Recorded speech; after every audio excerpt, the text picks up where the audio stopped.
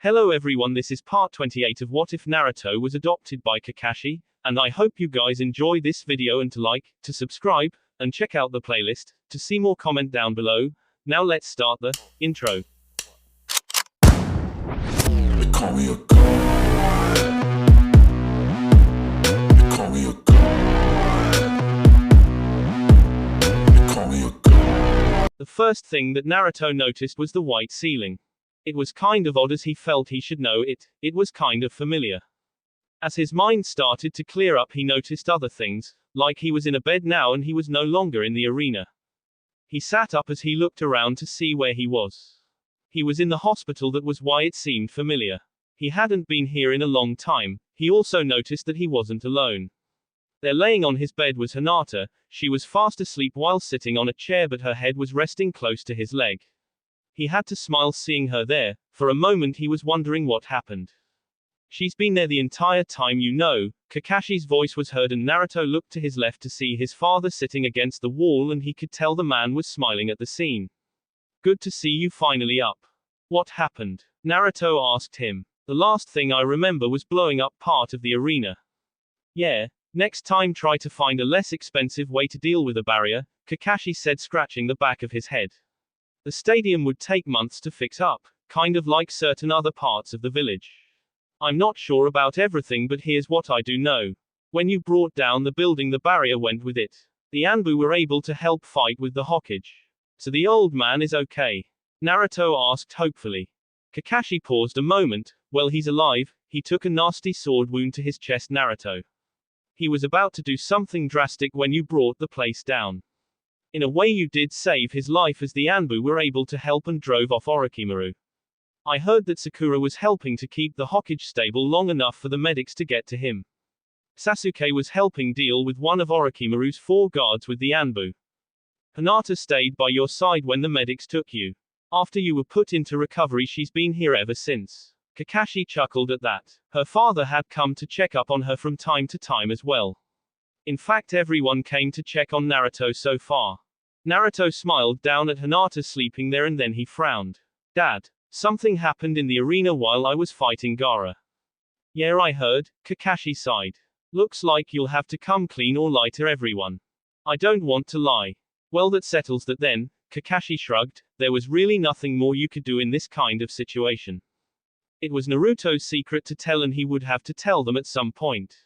Although given Naruto's friends, Kakashi had a feeling that things would be okay. They had known Naruto for years after all and accepted him as he was.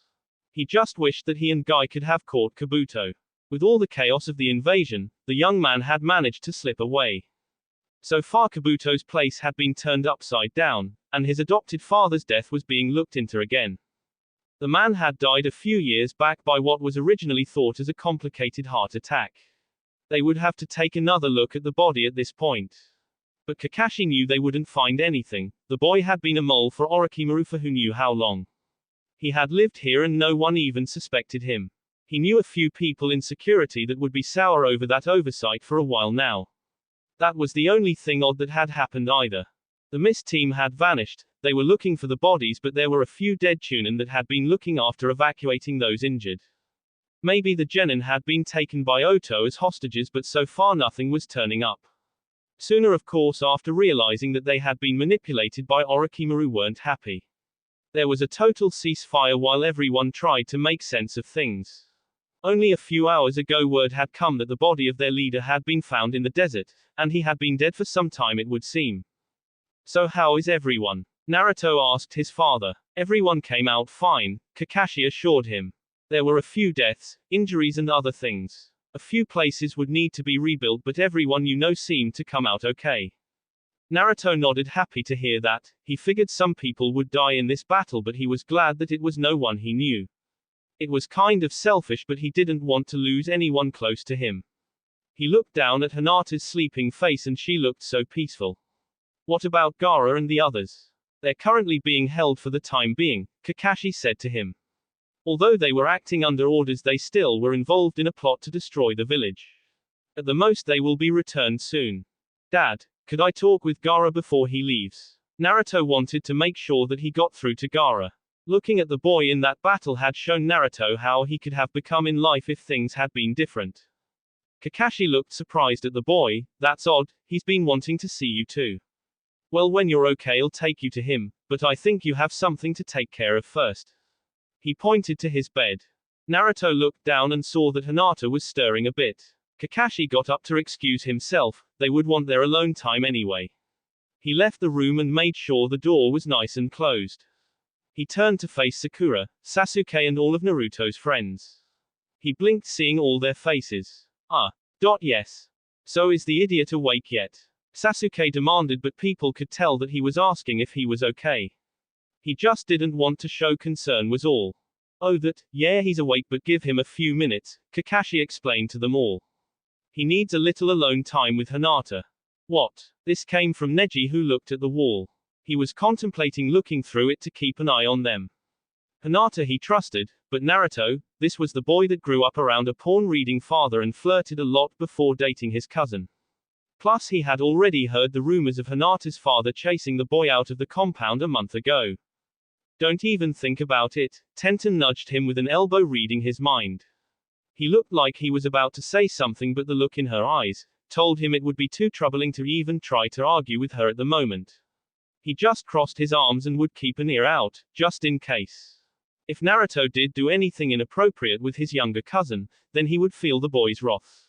It was the duty of the branch family to defend the main branch after all. So will we finally know what the hell happened to him back there?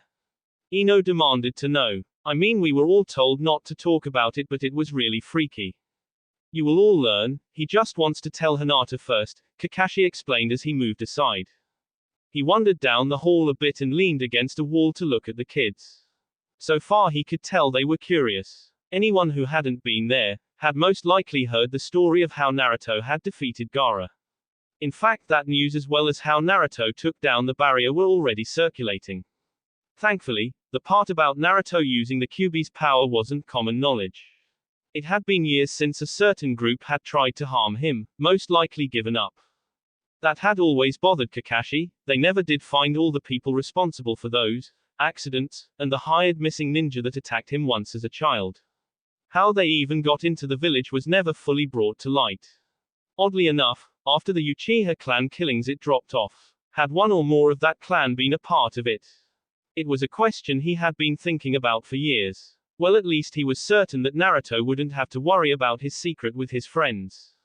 It was then that he noticed her. She had come up on his blind side again, a little game of hers. He hadn't heard her, but he could feel her presence. That and her scent was unmistakable. Yo, how are you, Anko? He asked and then turned to face her. She had on a slightly annoyed look on her face. Just once she wanted to sneak up and surprise him. Her face softened a bit looking at all the genin down the hall. So the brat is up, I take it. Kakashi nodded. He's going to have some explaining to do, but I'm not worried. Good, so no reason to stick around. Anko smirked as Kakashi looked at her confused. She put on a sweet and innocent face. It's just the strangest thing. I found this little thing all alone and thought I would borrow it. She pulled open her jacket and Kakashi saw a pink uniform there, and not just any uniform. A nurse's uniform. It's just my size too, and I wanted to play with it, Anko pouted. I always wanted to play doctor as a nurse. You know of any way you can help? She asked him in an innocent tone, but her eyes said all that she had planned. After all, it had been a long month since the two of them had had any fun together. Both were kind of feeling the need to get some kind release soon. Kakashi thought about it. Naruto would be still in here for a couple of days for observation. That meant they had his place all to themselves, and since he was in a house and not in an apartment like Anko, they didn't have to worry about the neighbors banging on the walls for them to keep things down. You know, I think I can help with that. Kakashi grinned at her as she smirked, seeing a similar look in his eye that she had. The two quickly and quietly slipped away. In Naruto's room, Hinata was finally coming around. Naruto grinned down at her. Hey there, Haim-chan. En Naruto-kun. She launched herself at him, wrapping her arms around him. Naruto could only grin as she hugged him. He couldn't pass this up, so he wrapped his own arms around her. Man, he missed this. The sensation of holding his girl, the smell of her hair. Although he could feel the hair on his cheek, which was odd, he was used to wearing the mask. Maybe he could have someone run home for a spare. He felt a bit naked without it. It was too bad he remembered his being destroyed in the fight with Gaara. Sorry if I worried you, he said gently to her. It's okay, I'm just glad that you're okay now. Hinata smiled at him. She was just happy that he was awake and he seemed okay. Naruto-kun, what happened back there? I was so worried with what happened. He sighed knowing this was coming. I got a lot to tell you. You remember when we got tricked to getting that scroll? She nodded her head. Well, when he knocked you out he told me something. I didn't want to believe it at first, but my dad told me everything. He went on to explain how the fourth had sealed the QB inside of him as a baby, that it was the only way to stop the demon beast. Then he told her how he was adopted and that Kakashi had taken him in on that day. He wasn't sure what her reaction would be. It was a lot to take in, of course. But he really needed to tell her. Of all people, she needed to know the truth. I'm sorry I didn't tell you sooner, Naruto said, looking at his hands holding the sheets. I just didn't know how to tell you. I mean, I'm still sort of dealing with this, and also, I wasn't sure if this would work against me with your clan. I mean, I want to prove to them that you and me are great together.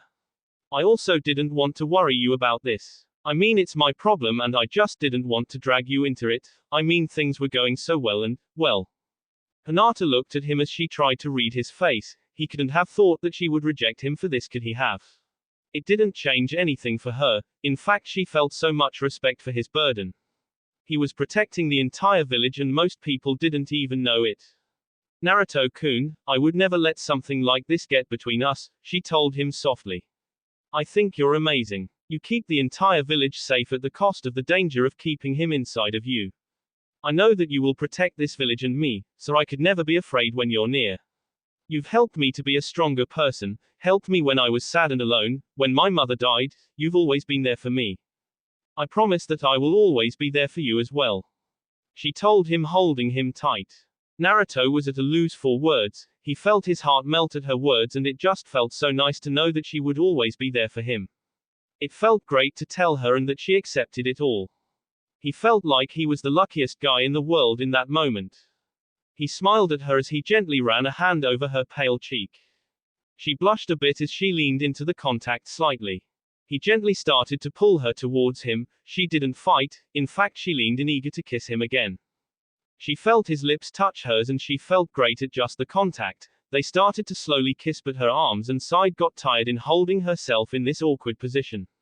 Naruto noticed and surprised her by pulling her onto the bed. She squealed lightly, but this was far more comfortable. She snuggled up against him, happy that he had trusted her to let her in on this secret. She could tell that it had weighed heavily on him and she would help him carry his burden from now on if she could. It was at that moment the door to the room caved in and in fell several genins. Damn it, Ino pig, I told you that you were pressing too hard. Sakura yelled at her friend who was laying on top of the pinket. I was not. Ino shouted out back. Someone kept pushing me out of my spot to listen. Sorry, but I wanted to know what was going on, Choji said as he was on the left of the door. But you were the one that was on top of me. There was no other room left, Ino defended herself. Don't be too worried, Tenten said as she was one of the few that hadn't been listening in.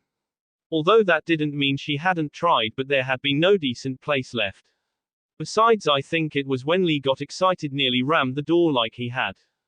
Lee bowed. I am sorry everyone, I was just so excited. I wanted to see my eternal rival and wanted to make a grand entrance for Naruto-kun. When everyone had been listening in, or trying to, Lee had been trying to be patient for Naruto to finish with Hinata. Unfortunately, patience was something that Lee never had. When Neji had commented out loud to himself, that, Naruto was taking too long and better not plan on spending the whole day alone with Hinata, well, that broke something in Lee. He couldn't take the waiting and had tried to listen in as well. Too bad he had ran right at the door and instead of slowing down he rammed himself into it. All the weight and the impact had caused the door hinges to give out. Everyone picked themselves off as they entered the room. Shino and Kiba tried to put the door back, or at least make it look like it was back. They hopefully would be far away by the time someone noticed the door was broken. Hey, you still don't have your mask on, Ino said, pointing at him. I wish I had a camera. Naruto scowled at the girl as he brought a bedsheet up to cover his lower face. He really wished he had a mask now. Hinata when the door caved in and jumped in her seat and had grabbed Naruto. She was still in that place and looking at everyone, and in the position she was in, well, her entire face went red in embarrassment. Here she was in an intimate position with her boyfriend. Comfortable Hinata. Sakura grinned at her. She couldn't even say anything, and the look on Neji's face, well, he looked ready to say something to Naruto. But he held his tongue back. He would let it slide, but he might have to have a word to him later about how close he was with her. So, how much did you guys hear? Naruto asked. Not much, Sasuke said. They were repeating what they could hear, but I think we got the gist of things. Naruto sighed as he went through it all again, exactly as he told Hinata, just to make sure that everyone was on the same page. When he found out what was locked up inside of him, how Kakashi had told him that he was adopted, everything, it kind of felt good getting it all out of the way, honestly. So he waited for the reactions. So why didn't you tell us this until now? Sakura asked, annoyed he would keep this to himself. Were your friends, you know? Although on the inside it was kind of freaky to know that Naruto Hotake held the most powerful demon beast in all history inside of him. You know, I've always wondered why the history never said how the fourth managed to defeat the Kyuubi. Shikamaru shrugged. It always bugged me, but I never really thought to look into it. I figured either no one really knew or it was some kind of secret. And being adopted makes sense, Kiba said, thinking about it all. You don't smell like Kakashi. Huh. Naruto blinked at that. Everyone smells a bit like their relatives, Kiba explained to him. He and Akamaru had known for years that Naruto and Kakashi didn't share any family sense. But he never mentioned it. He might have been wrong about it, plus it was considered rude to his clan to mention sense to those not inside of the clan. That also explains why my insects were always cautious around Naruto, Shino spoke up next. They must have been sensing that other chakra you have in your system. Naruto-kun. Lee suddenly shouted out, making everyone jump up. You have the greatest flames of youth ever. With your flames you have been keeping this secret and have been holding on to one of the greatest responsibilities ever in keeping the village safe. I can only hope to one day match your glorious and youthful task. Lee gave Naruto a bright smile and giving him a thumbs up, leaving Naruto sweat dropping at that point. Sometimes Lee really went overboard. Naruto was considering to do a hip and cool, Hotake-style blow-off, but decided to pass, just this once. It just felt nice to be accepted by everyone. There had been some part of him worried.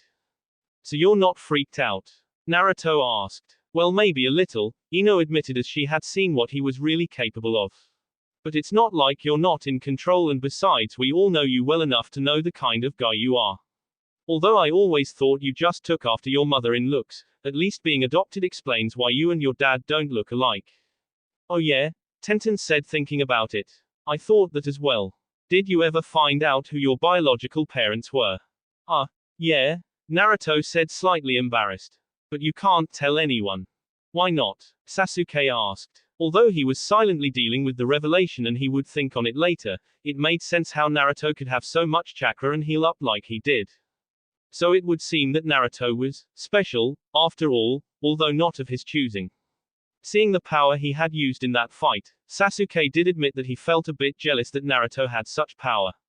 But seeing how much it was affecting the blonde, maybe there were downsides to it. He would ask him some other time. It's sort of a secret, Naruto said to them. Apparently my father had lots of enemies, and if they found out he had a son then they might go after me. So I was asked to keep it quiet because I'm not ready to face them on my own just yet. So you can't tell anyone this, not until I'm ready for the world to know, okay? He looked around as everyone eventually nodded. He took a deep breath. It was still odd to think on this. All his life Kakashi had been his dad, and the man always will be. He didn't even have any memories of his father and mother. But he still felt something towards them. They have given him life after all. Well, my mother was Kushina Uzumaki. I only know a bit of her. From the picture of them I keep in my room, she was really pretty with long red hair. My father's name was, well, Minato Namikaze. Minato Namikaze? Sakura asked as she felt she knew that name. Why does that? Wait a minute. As in the Minato Namikaze? As in the Yellow Flash, the fourth Hokage? What? No way. Kiba shouted out in surprise as the entire room was filled with surprised reactions. Guys, keep it down, Naruto said, looking towards the door. Just in case anyone might overhear all the commotion. Sorry, Sakura said, but you have to admit that you're the secret son of that man is amazing. I don't think there was any mention of him even being involved with a woman in the history books. I think we know why now, Sasuke said, thinking on it. Since he's such a major figure to the village, they wouldn't want people to know he had a family. Given the last war, there were a lot of people that he pissed off. They would like nothing more than to see him or his family dead for revenge. Man, you can never do anything simple, huh? Shikamaru smirked at the blonde boy. Hey, you know me, I'm just full of surprises, Naruto grinned. Near the border of Fire Country, the two Mist Ninja had been traveling non-stop since their escape from Konoha. It was the perfect time to slip away after all. Both had made sure to cover their tracks just in case, but with all the Suna and Oto ninja running all over the place, it would be hard to track them. They had needed a way to slip out of the village anyway. They didn't need to stick around with a war going on. Plus they could report this. Any weakness in a village was good news. They quickly managed to make it to the coastline to their appointed meeting place. They were currently on a cliff overlooking a fishing village where they would get transport to Water Country. They heard someone coming up behind them and quickly turned but relaxed seeing the familiar figure. He was tall with long dark hair and a sword carried on his back. He wore loose white clothing with a black vest. Where is the third member of your team? He asked them. I'm sorry, Seizu-sensei, but he was killed in the exam, Amy said as she bowed her head a little. By who? A Suna genin by the name of Gaara, she supplied. He nodded his head. He knew of the name. The boy was a rising star in the ninja world. It was important to keep their eyes on it. Well, at any rate, losing one man wasn't pleasant, but it happened. He shouldn't feel too bad, as the genin in question was quite skilled. He walked to a nearby tree and threw 2 Chunin jackets to them. You'll need these back, Seizu said to them as they put back on their vests. I can't believe that we had to pretend to be a genin team, Amy said out loud. We had to hide our full skills and even lost because of it. If only there had been a genin team ready for the exams at this time. You know as well as I do that there wasn't a team ready for this, Gendo said, finishing putting on his jacket. The mission was to infiltrate the village to confirm the death of Zabuza, gain all intelligence on the team responsible, find any useful information on the village of Konoha and its defenses. Putting on a show to show off Kiri ninja skills to those there was just a bonus. That's right, Seizu said, nodding. Since you two were granted Chunin status by special order for missions like this, you were allowed to compete. Did you find the information you were asked? Amy pulled out a scroll, detailed layout of the village, with the patrols I managed to see, defenses and anything special I saw from memory. You'd think that having foreign ninja in the village for a full month they would keep an eye on us. Although I bet they thought I was just seeing the sights. I think they had bigger issues with Suna and that new village Oto, Gendo commented as he pulled out his own reports. It was a good thing they had the scrolls hidden with their belongings and picked them up on the way out. The hotel they had been in had taken a fire jutsu and most likely would be burned down by now. From what I gathered, it is believed that Team 7 under Kakashi Hatake killed Zabuza. You don't sound totally convinced, Seizu asked, hearing the tone of his former student. He had raised this team from their genin days. Although they were no longer genins, they still called him sensei. It was a sad moment that one student didn't return, but that was life. He still remembered the days when his country would hunt down and purge bloodlines and kill a friend for the genin tests. But those days had long since been fading and he wasn't looking forward to telling him of the new development. It's just a feeling, Gendo said to himself. I feel we should at least send someone to examine the area where he had died to be sure. If Konoha is keeping a missing ninja from our village under protection, it could start a war with them. Not that I wouldn't mind that. In their current state, if they survived the attack they would be weak enough to attack. Unfortunately that may not happen, Seizu sighed. It would have been glorious to take down one of the great ninja nations. Water Country could have expanded into the mainland and used Konoha's location to build a fortress. It turns out we have a new Kage. Who? Amy asked. Mei Terumi. He nearly spat out the name. That twice cursed bloodline user. Gendo shouted out as he stood up. How in the hell did she gain the Kage title of our village? What wasn't known to many outside of the Water Country was that after the bloodline purges things had slowly changed. With so many other ninja nations having more and more bloodlines, Kiri had started to take them into train as weapons. It was an idea that many of the older generation didn't like. Seizu himself had taught his students the old hatred for bloodline uses. Unfortunately, Mei's skills and abilities had slowly been winning over the younger generations over the past few years. She finally had enough people backing her, that to prevent a civil war, the council and bowed down and made her the new 5th Mizukage. It was a bittersweet moment. To the younger generations they had a new leader they would look up to, one that promised change from the old ways of the Blood Mist Village had been. To those like Seizu, it was like drinking acid that slowly ate away at his insides. But the fact was that she was just too powerful, any that had challenged her openly had been mercilessly killed. He had seen her in action and knew that he could never beat her, not with those two bloodlines she had. I can't believe this, Amy said softly in anger. I know, but we must bear with it. We may not like her, but she is our leader, Seizu said as he started to walk to the small village on the shore. Come. We have a long journey and I want to hear your reports in detail. They walked off all except Gendo, who looked back in the direction of Konoha. He may have been on a mission, but one thing was for sure. He would be back one day. He would avenge the slight on his honor by the hands of Naruto Hokage. That would be a name he would burn into his soul and make sure that Masked Blonde would wish he had finished Gendo off when he could have. One day Naruto Hokage, Gendo swore to himself. One day we will meet again, and the next time will not be like the last. Konoha Hospital, Hokage's room. Sarutobi had felt better than he had at the moment. Given the talented medical ninja they had thanks to the breakthroughs from Tsunade, he was still alive. Although his old body couldn't take the strain of such a battle again, he was told. The damage to his body was just too much to handle. He had been pierced through his spine as well, which was why he couldn't feel his toes on one foot and could hardly move that same leg. He was told that he would have to walk with a cane from now on. It was hard to breathe sometimes, and he also had these nasty coughs now and again. He was alive but just barely. If he had been a young man he could recover, but with his age it was just harder to heal his body. Although at least he could watch his grandson grow up. Plus the Hyuga had already given his family a request for a possible marriage between Konohamaru and Hanabi. He knew the two were friends, so it was an interesting idea. But that would have to wait with time. Maybe now he'd also get the chance to see his other son Asuma actually settle down himself. The Hokage had already had his family visit him, and he tried to put on a brave face. Asuma could see through it though, but he said nothing of course. Sarutobi tried not to sigh, it hurt too much, as he thought about the future. He couldn't be Hokage anymore, it was a younger person's game and he should never have gotten out of retirement. But no one else was up to the task. He had hoped to find a suitable replacement, but the only two he could think of, well, they were somewhat problematic. Jiraiya was busy with his spy network and he had never bothered to train a new student. Plus he supposed that Jiraiya was still looking for that person to train, if he hadn't given up that was. That only left Tsunade. She had problems, but it was time for her to come home. He had allowed her to run off for far too long. He had kept up hope that she would return on her own, but year after year she never did.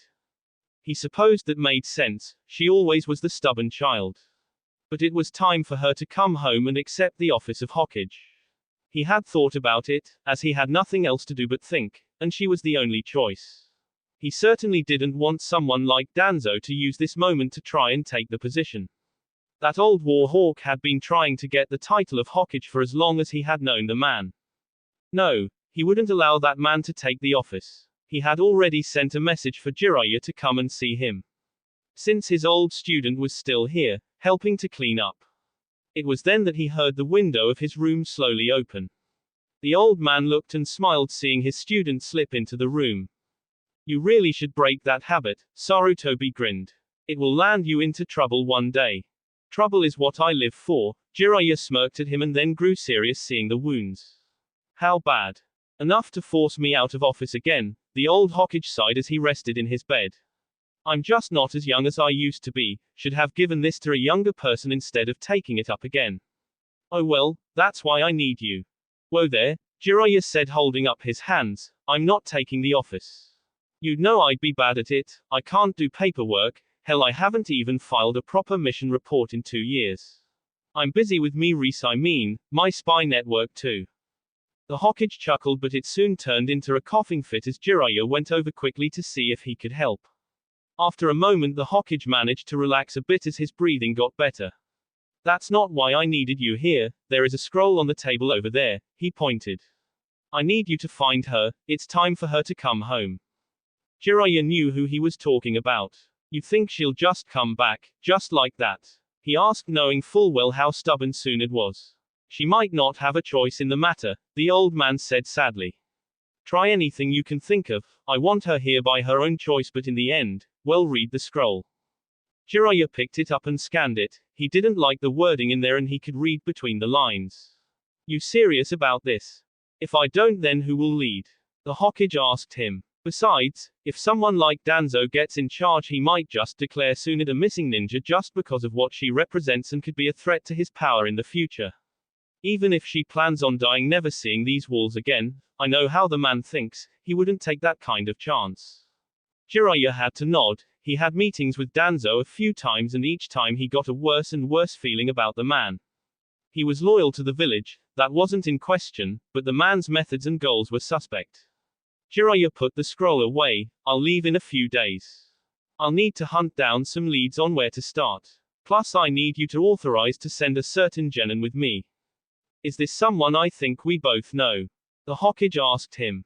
Jiraiya nodded. I heard he did well, got you out alive at least. I think the boy could use some more training and it's about time I spent more time with my godson. I left him in Kakashi's care and the man raised him well.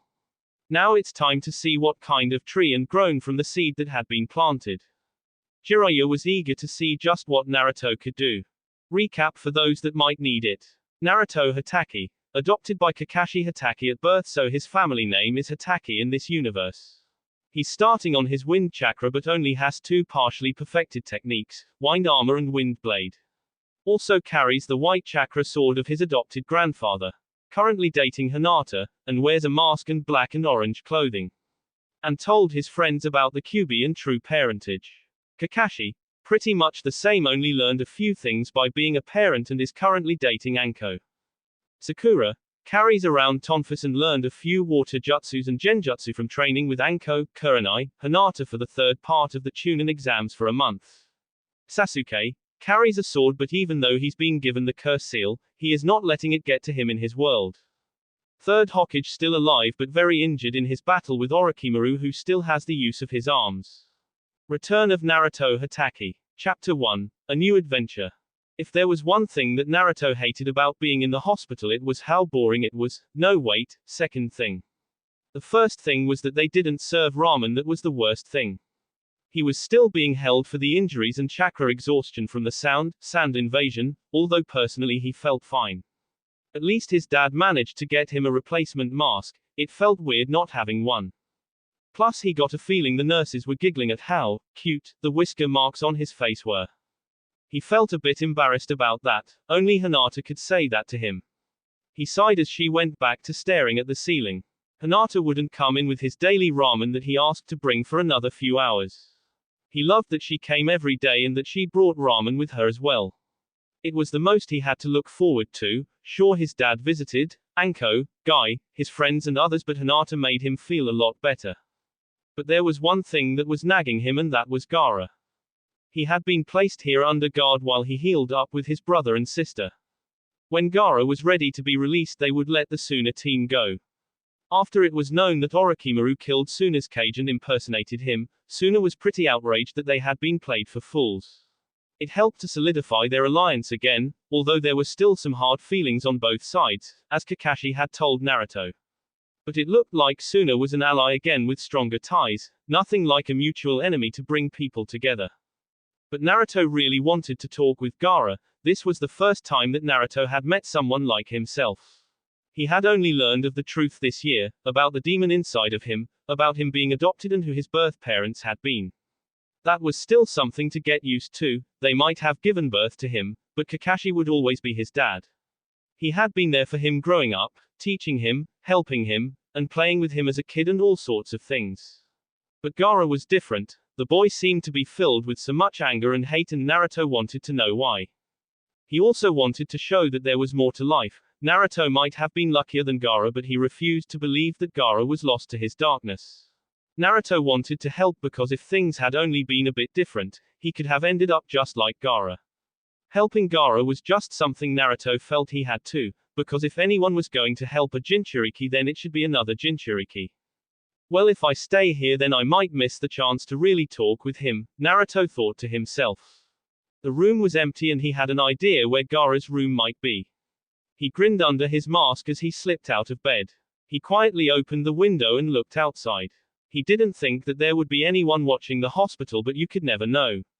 With what happened, there might be some patrols out, and seeing someone on the side of a building in the dead of night was suspicious no matter how you looked at it.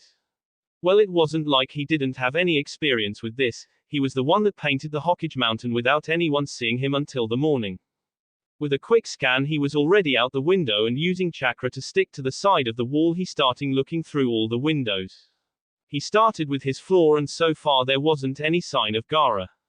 There were plenty of others though. He moved to the next floor. It wasn't until he got to the 5th room that he saw Gaara in his bed looking up at the ceiling. Man, doesn't this guy ever sleep? Might explain why his eyes are so dark around the skin. He mused as he figured he might as well go in. Gaara was used to staying up. It helped to prevent the voice in his head. Although for the moment the demon within was a bit more silent than usual. It might be due to the fact that he was totally drained after that fight. His demon was most likely sleeping it off, and would return eventually. But he had another reason for keeping awake. That fight with the boy, Naruto, he kept going through it in his mind. He had thought the boy had shown his true self in their fight, having drawing on his true power of the demon. During that fight Gaara had lost, he should have died as well. Naruto had him in his hands, literally, but then something changed. It was that girl, the small one with the short hair. She had done something he couldn't fathom, and somehow Naruto had forced the demon back inside. But that wasn't the end to it all. The girl had shown genuine feelings for Naruto. Despite showing what he was to the world, even the boy's teammates had even shown to be happy about him. All that caring for Naruto, and Gaara just couldn't wrap his mind on why they seemed to care so much for that boy. A Jinchuriki was a lonely life, filled with pain and suffering, and yet Naruto seemed to have more than that. For the first time as far back as he could remember, Gaara felt doubt about his way of life. People had been trying to kill him or were afraid of him for so long he couldn't remember a life without any of that in there. He wanted to talk to the boy and to understand why they were so different. Apparently the boy also felt the same as he noticed Naruto looking in through the window. For a brief moment he thought that Naruto was here to finish him off. After all, that was something Gaara would have done. But he sensed no killing intent from the other boy, so he relaxed but kept his guard up. Although it wasn't like he had much chance of doing much, Gaara could hardly move his body at the moment anyway. Naruto slowly came into the room and looked around. They were alone, which was nice. He really didn't want anyone interrupting them. Besides, this was something for just them. Looking at the boy, he could see all the bandages covering Gaara's body. Although from experience it most likely looked worse than it was, at least he hoped so. How are you doing? Naruto really wasn't good with opening lines, and he kind of wished that he could have at least came up with something while on his search. Gaara just stared at Naruto, and it really wasn't helping Naruto try to think of what to say next. I guess we have some things to talk about, Naruto asked hopefully. Gaara only blinked at him, and Naruto was starting to think this might have been a bad idea after all. Why? Gaara asked simply. Oh well, you know, we're kind of the same and all. Naruto shrugged, thankful that Gaara was starting this off with something simple. We are not, you are different than me. Gaara looked at the blonde boy. He just couldn't get why the other boy was trying to be friendly. Why are you not hated? Why do you have others in your life that don't fear you, and what was that girl's power? What girl? Naruto asked, as he wasn't sure what he was getting at with that question. The one with short dark hair, the one that made you control the demon. What did she do to be able to control it? I can't figure out what she did, Gaara explained to him. It took a moment before Naruto got what he was talking about. He grinned as he scratched the back of his head. Ah, that's Hinata-chan, and well, she doesn't have any special powers like that, but she is special. She's always been special to me, but lately she's a bit more special. He chuckled. I don't understand. Naruto didn't really need to think about it much when it came to Hinata. Well, she's my very first friend, she's my best friend, and lately she's my girlfriend. We've been together for years and we've always been there for the other. Naruto frowned a bit when he remembered her calling out to him that day. Seeing the tears in her eyes at what he was doing made him feel horrible. He could still remember the day her mother had died and her crying out her pain-filled heart that day he found her. Something bad happened to her once. She lost her mother and she was crying and I found her. I never wanted to see her cry again, to see her in pain like that again, but I caused her pain in our fight. I made her cry and I don't want to do that again. How could you have caused her pain? You never attacked her, Gaara asked as he didn't remember Naruto harming her. She was in pain because of what I was doing to myself, Naruto said mournfully. She doesn't want to see me in pain either. Gaara tried to comprehend what that had to be like, to have someone care for you so much that they hurt when you hurt. He had been so very alone his entire life, he had filled that hole in his heart by trying to love only himself. Because for someone like him, there was no one else that would love him, that would care if he lived or died. To kill to prove his own existence even if it was just for himself was the only life he knew.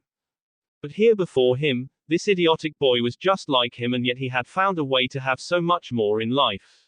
For the first time in his life, Gaara felt envious of someone else. Why do you have so many that care for you? Gaara asked as the question was burning him up inside to know the answer. Well, it wasn't easy, Naruto told him. I didn't have any friends until Hinata-chan, and then I met others and became friends with them. My dad helped out a lot too, since I can remember a lot of adults looking after me when he was away. I don't have anyone, Gaara told him, and he was surprised by the aching pain he felt in his chest at saying the words. What about your brother and sister? Naruto asked. What about them? Naruto couldn't believe that he had said that. Oh come on. I would love to have siblings. I'm an only child, but I would have loved to have had an older brother or sister growing up. Hell, I'd like to have a younger one too, like Hinata-chan has with Hanabi. You got two older siblings and don't you think they feel anything towards you? Gaara hadn't really felt much of anything to his two siblings for a very long time. He had been kept separate from them for a very long time, and by the time they were put on a team together, they weren't much better than strangers. Plus they were always afraid of him, he could see it in their eyes, their fear of him killing them one day. Gaara looked at Naruto. They fear me. Well duh, you're all killing people all the time for anything, crushing them with sand and all that. When was the last time you were nice to them? Naruto folded his arms over his chest. I mean, come on, did you ever give them a reason not to be afraid of you? From what my friends told me, they were actually a bit worried for you in our fight. Gaara looked a little surprised by that. What? Family is important and they're your family. Look, just give them a chance, okay? If you don't be nice to others, then no one will be nice to you, and if that doesn't work, then just try harder. You can't give up, because I don't give up on anything. If you want others to like you, then all you got to do is make them see that you're not scary. Although he said it, Naruto couldn't help but wonder how Gaara would pull that off. Even now he felt a little uncomfortable with the boy and how he didn't seem to blink all that much. It was kind of creepy, but he pressed on. I know I got luckier with a cool dad and friends, Naruto looked him in the eye now. But you're the only other person like me that I know about. You're the only one that I can see that could even understand what it's like having the responsibility of holding one of the tailed beasts. In a way that makes us brothers, and I don't want to see my only brother in this world be lonely. He smiled at Gaara then, so tell you what, I'll be your first friend if you'll let me. You'll, what? Gaara wasn't sure to believe his words or not, but something long and buried deep inside of him was stirring, and it wasn't the demon. You heard me, Naruto put out his hand to Gaara. I'll be your friend so you're not alone in this world. Others were there for me, so I want to be there for you. I want to show you that there is more to the world than just loneliness. So what do you say, friends? Gaara stared at the hand, he couldn't believe this was happening. He had tried to kill this boy and yet he wanted to be friends. The word felt so alien to Gaara, and yet something inside of him wanted to reach out, to finally reach out a hand in friendship and have it actually accepted for once. He could remember being so small and alone, crying himself to sleep at nights from the pain in his heart. The loneliness had been consuming, like he was living in eternal darkness even when the sun was out. To feel so alone even in a room full of people with the cold or fearful eyes looking at him. He had been alone for so long he couldn't remember what it felt like to not be alone. Yet, even now his hand was slowly moving forward. His hand lightly placed itself into Naruto's. For a moment Gaara thought that this was all a trick to lower his guard, that Naruto would attack in that moment of weakness. It never came. Naruto only smiled and shook his hand. There, we're friends now, Naruto said happily. Friends. Gaara felt the words slid out of his mouth. He wasn't sure if he had ever called anyone that or how long he had said that word. But it felt strangely good to say it, and deep in the darkness of his own heart for the first time a small ray of light was slowly coming into being. A light made of hope and of friendship. Hokage home. Kakashi shifted a little as he woke up with the dawn. The first thing he noticed was purple hair in his face. He smiled as he felt his body pressed up against Anko's back, one arm wrapped around her waist. She had been staying with him ever since the end of the invasion. Apparently her place had been hit in the invasion, nothing major, but it would be without power and water for a while. So she had started to make herself at home, not that Kakashi minded. With Naruto still recovering, it was just too quiet without his adopted son around. Plus it was easier with Naruto out of the house for him and Anko to have some more private time together. He could feel Anko's soft breathing as she was still asleep. It had been a long day yesterday, with all the rebuilding that was going on. It didn't help that the Hokage was still in his hospital bed. He would make it through, but his battle with Orochimaru had pushed his old body beyond its limits. Professionals said that it was a marvel that he was still alive, but they were in doubt if he could ever be a ninja again. His old body had just worn itself out. There were rumors flying around that a new Hokage would have to be made soon and he would go back into retirement. But that was only one of the worries, and at the moment Kakashi didn't want to think on that. He just wanted to snuggle his girlfriend in peace, which he did. He felt her warm body against his through the clothing they had on, well, at least the amount they did wear to bed.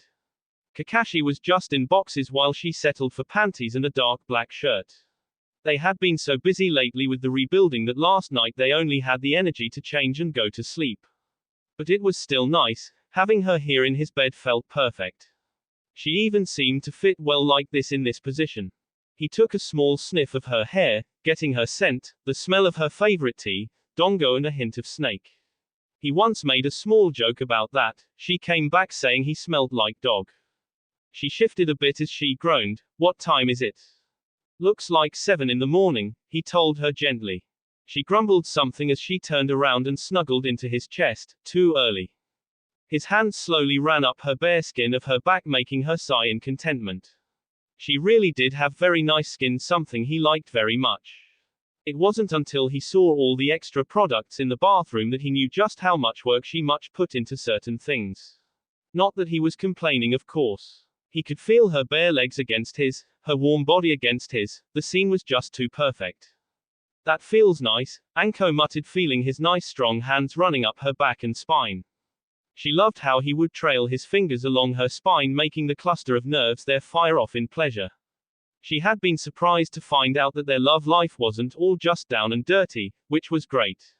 But the gentler side to things like this she found herself liking as well. She started to run her hands over his chest, feeling the hard body under her fingers. She was slowly starting to get more and more awake and was liking where this was going. She decided to up the stakes as her own arm wrapped around his own torso. She started to place light kisses of his neck. She heard him groan slightly and his hand trailing ever so slowly down lower on her body. She felt his hand caress her firm ass, and suddenly staying in bed felt like a good idea, only she didn't want to sleep at the moment. After their little wake-up session, Anko was feeling more energized as she took first shot at the bathroom. Kakashi didn't mind, plus if they tried to shower together they might stay in there until noon anyway, plus using that much hot water wouldn't be good. So he put on a pair of sweatpants and a shirt as he went to get some breakfast ready for them. Pulling on his mask, he entered the kitchen to see that already someone had made himself at home. Jiraiya, Kakashi nodded to him. When did you get here? Somewhere around, his voice pitched up slightly. Okami, yes, right there, yes, do it harder, oh you are. Okay, I get it. Kakashi cut him off. If she knows you were here for that, she'll castrate you. Duly noted. Jiraiya smirked at the blush he could see around the mask. Although he had to admit, the young had it good sometimes. If only he and Tsunade could have gotten together in their youth, or ever, well, that was a heartbreak that he didn't want to revisit again, so he quickly got to business. I'm going to find my old teammate Tsunade. The council feel it's time for a new Hokage and she's been nominated.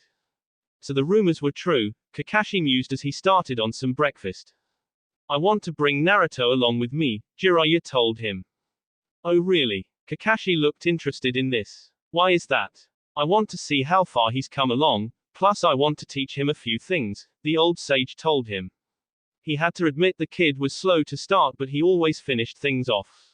Plus it might do to use all that energy and focus it into some training that he felt the boy might be ready for.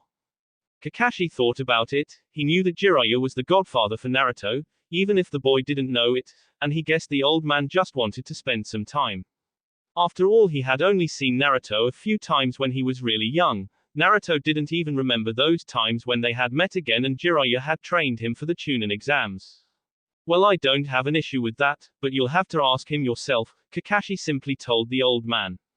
Besides, with everything going on, we'll be busy here. Jiraiya nodded. One of the reasons he needed to get Tsunade was because without a leader the village would suffer for it. They needed solidarity, plus she was the best choice. He sure as hell wouldn't want Danzo to get in charge. That old warmonger never did sit right with Jiraiya. The man's philosophy on how to run things was all too apparent and left a bad taste in Jiraiya's mouth. Before anything else could be said, a new feminine voice called out into the room. Oh Kakashi, looks like we're out of towels. Anko's teasing voice was heard. Kakashi swore that they had plenty of towels, that is, until he had a sudden realization of what she was thinking about. He quickly turned around in his chair to give out a warning that they had company, all to find out that he was a little too late. Anko came into the doorway looking slightly wet and without a single thing on other than a smile. Which that too soon quickly went away as she saw that Jiraiya was looking at her in his seat that just had to be facing her direction. Actually, looking might have been a bit too kind. He was grinned like a perverted young boy, a small bit of blood coming out of his nose as he was trying to burn the mental image into his mind. Anko yelled out as she quickly went around the corner so that she was no longer visible in the room. Kakashi, what the hell? Kakashi sighed, knowing she was going to be pissed, and whatever she had planned he wasn't going to find out what it would be now. I was going to warn you that we had company. I didn't know you were going to do that. No excuse, was her only reply as her footsteps were heard and a door slamming shut. She was going to get dressed, and Kakashi knew that if Jiraiya was still in the room, she was going to kill the old pervert. How I envy the young some days. You got a real woman there. Jiraiya smiled at the young man across from him. Kakashi just sighed. I think you should go. Once she comes out dressed, she'll be coming out armed. That got the old hermit's attention. Well, I better go and look in on Naruto then. Good luck with your woman, I think you're going to need it. With that, the man, despite his age, was very quickly and nimbly got out of the room and out the open window. Where the hell is that guy, and why didn't you warn me we had company while I was in the shower? A very irritated Anko stormed into the room. She had only her skirt and one of Kakashi's shirts on with a kunai in hand and murder in her eyes. He had to admit she did look somewhat fearsome and even a bit erotic like that, all furious with her slightly wet hair all loose and the fact he could just make out that she wasn't wearing anything else under his shirt. She even hadn't buttoned it up all the way, but any dirty thoughts were quickly gone when she turned her eyes to him. He knew that without a target she would shift all that anger onto the next available one. His rotten luck was that was going to be him. This is going to be a long day, Kakashi thought to himself. That will be it for this video. If you want more, comment down below, like, subscribe. And see you guys later.